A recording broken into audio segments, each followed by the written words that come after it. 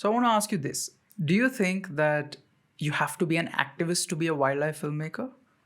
So you don't really need to be an activist to be a wildlife filmmaker, especially if you're working on natural history films.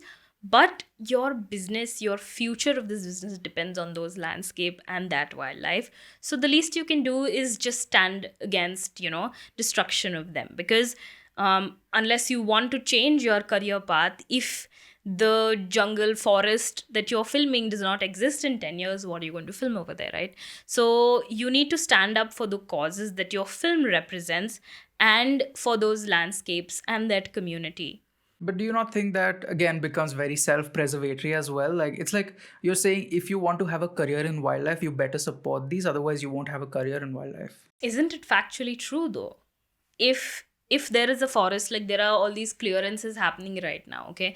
So if there's a highway through Corbett, hopefully that never happens. If there's a highway through Corbett or someplace in MP, once you put a road in that, look at me doing promotion. Once you put a road through a forest, it opens it to poaching, it opens it to a lot of evils, and then that area stops being as wild as it was, and then it degrades over time. So today, because of poaching, for example, the number of tigers reduce, and you can't rely on that same landscape to go back there and see it in 5 years. Like if you look at planet Earth, there was um it was filmed over 10 years, I think, the first part, and they made another smaller series from it, 3 episodes, which spoke about how the landscape changed while they when they started filming versus when they ended it. So we think that we have a lot of time. We don't. These wild spaces don't.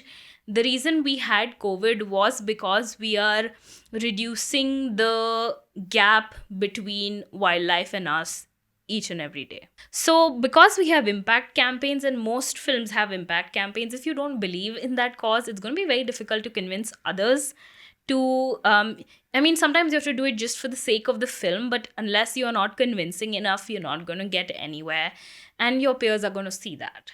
You have to believe in, like, even with fiction, you have to believe in the script.